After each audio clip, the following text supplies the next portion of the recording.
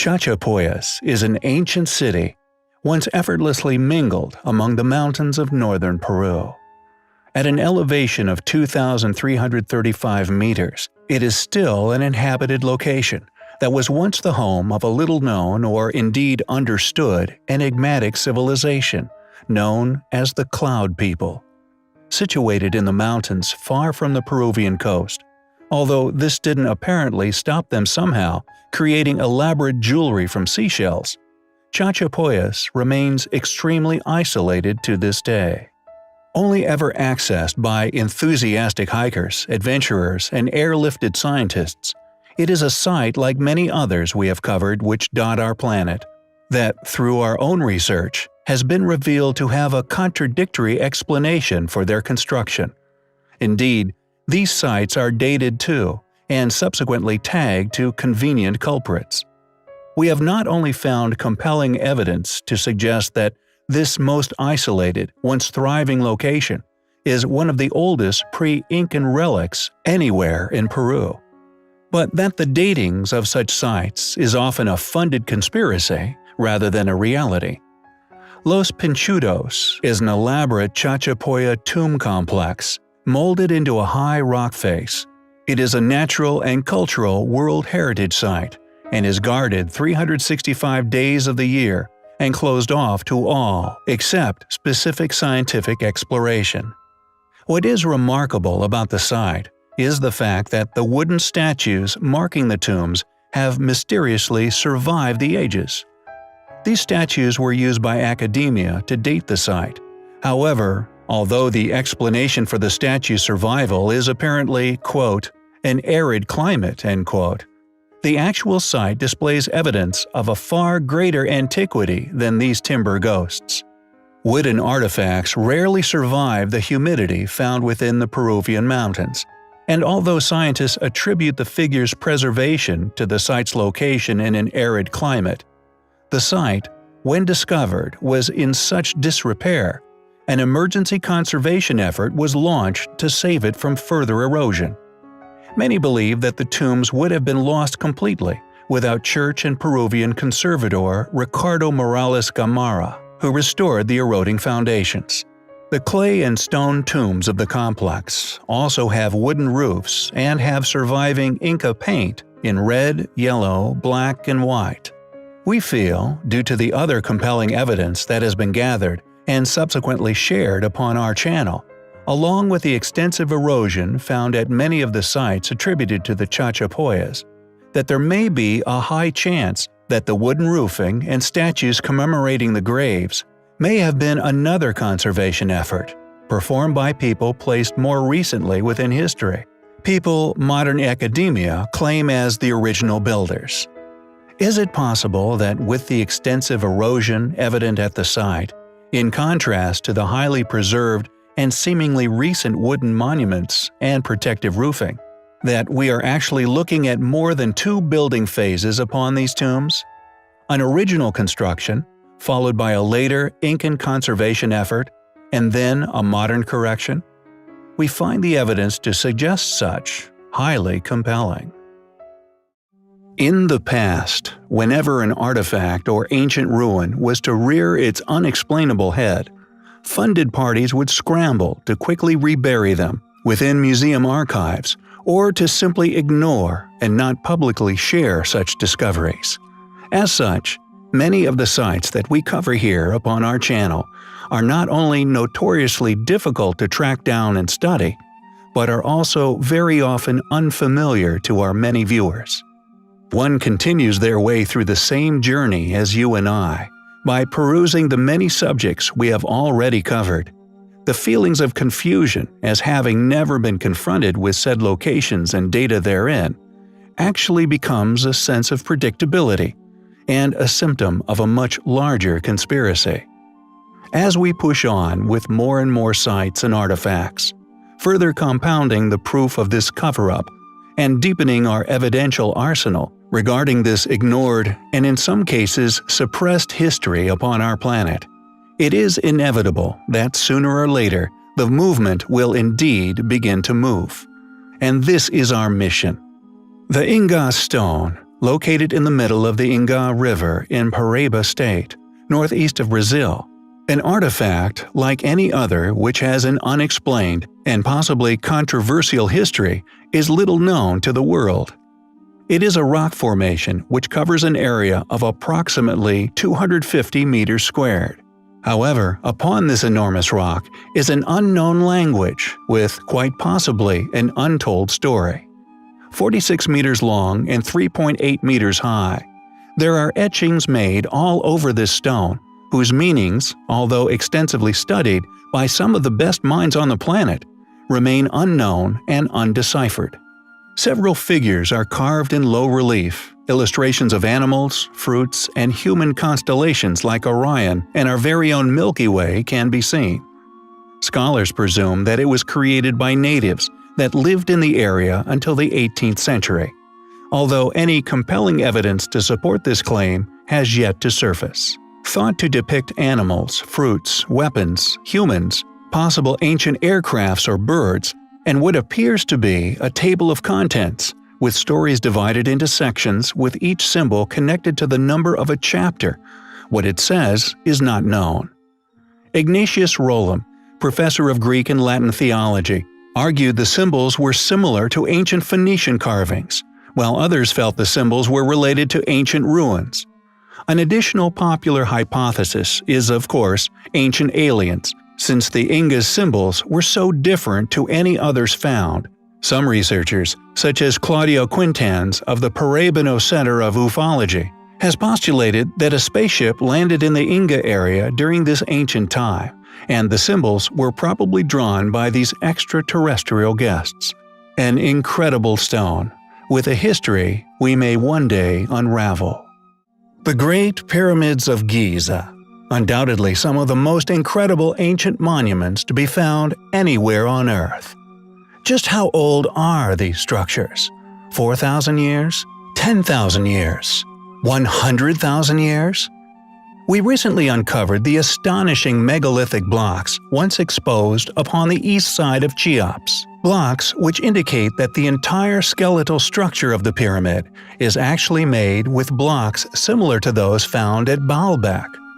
100-plus ton blocks, revealed at some point within antiquity, most likely done by a jealous ruler in an attempt to destroy and conceal the evidence of this past, more capable civilization's work. Additionally, humans are curious creatures. Not only do we now suspect that destructive phases have befallen the great structure throughout its long life on Earth, but also, like we do today, has also before experienced being marveled at, and conservation efforts in the form of more modern casting stones have been installed, these blocks initially obstructing our view of the seemingly impossible blocks which make up its inner structure.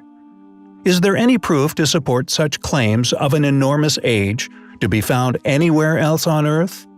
Peru, a place which contains the same uncannily designed impossible pre-Incan architecture. Within the Supi Valley, some 120 miles north of Lima, is the Pyramid of Caral, now claimed to be the oldest pyramid on Earth, and the clear erosion which it has experienced clearly makes it an obvious candidate for this title of incredible antiquity, once towering into the heavens, now virtually leveled by erosion over many, many millennia. This site has clearly received no later attention by a capable or interested civilization, left to rot with the overgrown mountains of Peru. Yet it possesses such similarities in architecture with ancient Mesopotamia, China, India, and indeed Egypt. Is it now so unforgivable to suspect that all of these structures were actually built by the same civilization, at the same time within history? The only difference being that the well-known and documented Egyptian civilization later moved in on the specific pyramidal structures of Giza for power purposes, while the Inca focused in on the ancient architectural land terracing. Interestingly, and yet more compelling, evidence supports previous hypotheses here on the channel. When Paul Kosak discovered Caral in 1948, It received little attention because it appeared to lack any historical artifacts. An unusual absence of any habitational evidence usually sought at archaeological sites. Could this be due to the sheer age of these monuments? That all but the remaining gigantic stones has simply eroded away? Caral is not the only pyramid to be found within Peru. There are many more which share the same evidence of great age. Near the city of Saipan is the largest pyramid concentration in Southern America, known as the Pyramids of Tucumán, or the Valley of the Pyramids. It has no less than 3 pyramid cities, which together have a stunning total of 250 pyramids. Tucumán lies on the southern margin of the valley and is surrounded by fertile agricultural land, thanks to the Tami Canal, which brings water northwards from the Chancay River, a perfect strategic location for a once flourishing civilization. Who were these people? When did they live?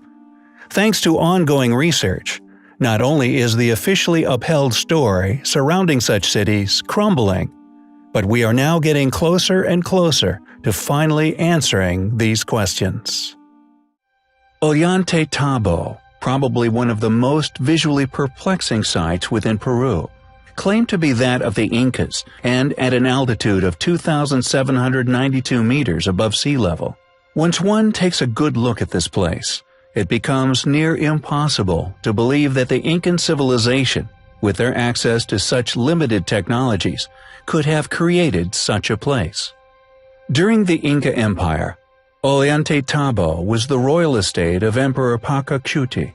According to academia, when he conquered the region, he built the town and the ceremonial center within. It is such an impressive, perfectly placed strategic structure that, at the time of the Spanish conquest, it served as a stronghold for Manco Inca Yupanqui, leader of the Inca resistance. However, as mentioned many times on our channel, how could a civilization create such astonishing architecture at such an early time within known history? How did they create some of these sites? What purpose could they have served? Some of the ruins that can be found in Peru, and in particular Ollantaytambo, you cannot help but wonder if, for example, the giant stairs carved into the hillside were intended for human use. Then why create them to such enormous scales? According to the history books, around the mid-15th century, the Incan Emperor Pachacuti conquered Ollantaytambo, including the surrounding region. All were incorporated into his personal estate. The emperor then claims to have rebuilt the town with sumptuous constructions and undertook extensive terracing and masterfully irrigating the Urubamba Valley, notably without any prior knowledge of these techniques known of. Were these giant ledge steps once used by giants? Or possibly had a use similar to the ancient site known as Moray? Moray also claimed to be Incan. This mind-boggling site had an astonishing purpose.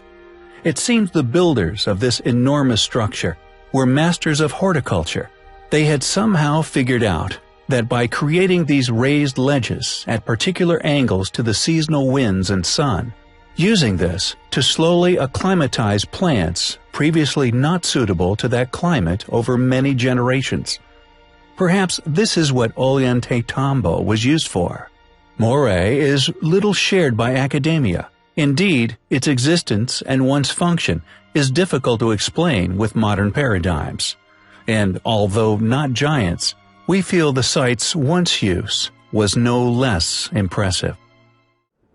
Homes, towns, religious structures, an entire living infrastructure of a once highly successful, highly capable people. Managing to expertly fuse their existence harmoniously with the surrounding environment, creating structures which left little, if any, impact on the surrounding landscape, structures still usable even to this day. Located within Abancay, a province in the region of Apurimac, Sayhuite has been conveniently dated to the period of the Incan Empire, between the 15th and 16th centuries AD. However, like many sites dotted around Peru, and indeed the world, an explanation as to how these cultures achieved such wonders with such primitive access to construction or tools is not forthcoming. Compared to other Incan sites, Sayhuite is also a complete ruin, leading the more observant, and indeed the free-thinking, self-funded geologist among us to suspect that it may actually be even older than the pre-Incas responsible for Machu Picchu. Yet the most noteworthy object at Sayhuite, and the reason for our video, is its monolith. A mysterious boulder drenched in intricate, purposely placed carvings. Interestingly, the word Sayhuite originated from the Quechua word Sayhueta, which translates as place of orientation. The site is located on the top of a terraced hill. Dedicated research has also revealed that the site was once home to an enclosed sanctuary. Yet all that remains of this sanctuary today is a few leveled platforms and the monolith. It contains more than 200 geometric and zoomorphic figures, including reptiles, frogs, felines, topographical hydraulic models, complete with terraces, ponds, rivers, tunnels, and irrigation channels. The functions or purposes of the stone are not academically known, yet others suspect it was a map of the once existing complex created by a culture able of moving tremendous weights and carving stone with relative ease. Researcher Dr. Arlen Andrews Sr. believes the monolith was used as a scale model to design, develop, test, and document the water flow for public water projects, and to teach ancient engineers and technicians the concepts and practices required. Quote, "The rock was edited several times with new material, either altering the paths of the water or adding routes altogether." End quote. Clearly a remarkable artifact left by a remarkable civilization. Thanks for watching, guys, and until next time, take care.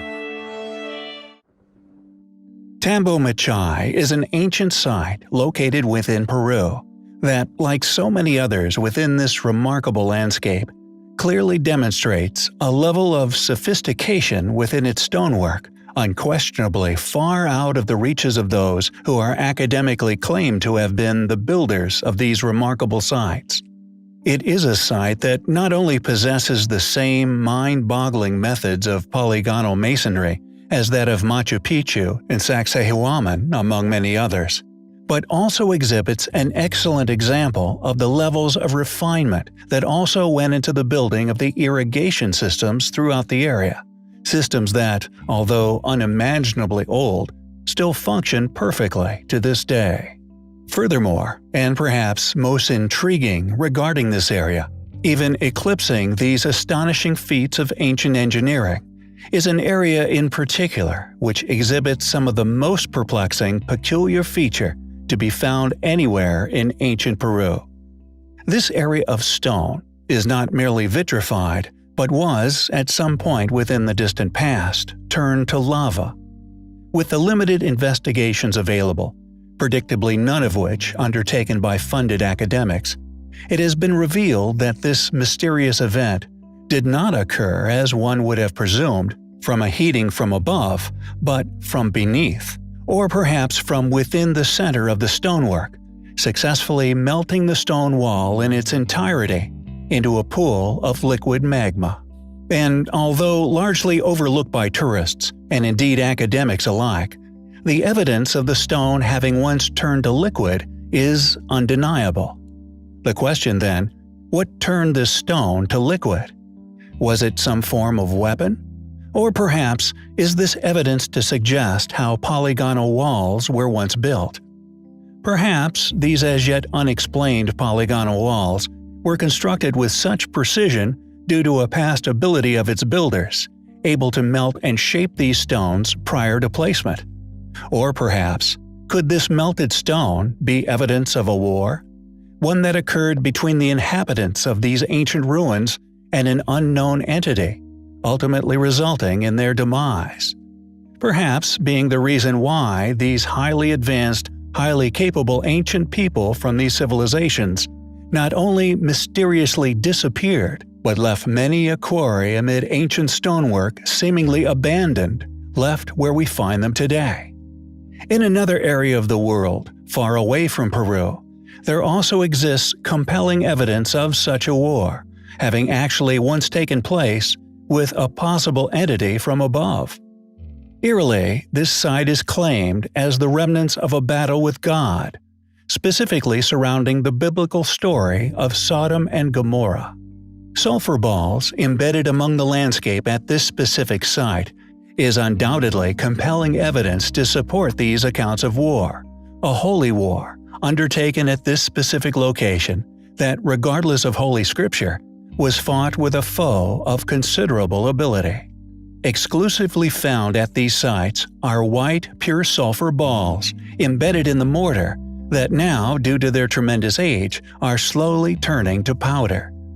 The sulfur found at these sites has also, intriguingly, been tested from 93% to as high as 98% pure sulfur, with trace metals such as magnesium found within that would have produced astounding heat, easily capable of melting stainless steel and indeed the stones within Peru. Furthermore, the brimstone found is significantly different to sulfur found elsewhere, almost as if this brimstone was specifically designed. For example, sulfur from within natural geothermal regions is yellow in crystal form. We find all these evidential factors highly compelling. Peru is undoubtedly a jewel in the crown of ancient sites that can be found all throughout the world. Not only does it contain some of the most astonishing, as yet unexplained polygonal masonry to be found anywhere, but it also contains many other anomalous, advanced features built with such precision and prowess they are still utilized by modern-day man. Irrigation systems still flow with fresh water as if they were built yesterday, still providing water to the local residents who reside in these mountainous areas. Agricultural technologies, utilized by our more modern ancestors, the Incas, undoubtedly aiding in the flourishing of their culture. It is a place that possesses such advanced features, academia can merely resign themselves to a limited close explanation of such wonders, as merely identified as pre-Incan. This without any explanation as to how these ancient groups, who predate those who they have studied in depth, were aware of such advanced, elegant solutions to farming, water sourcing, building, and many other miraculous techniques for survival, among these notoriously inaccessible cliffs throughout the Inca Trail.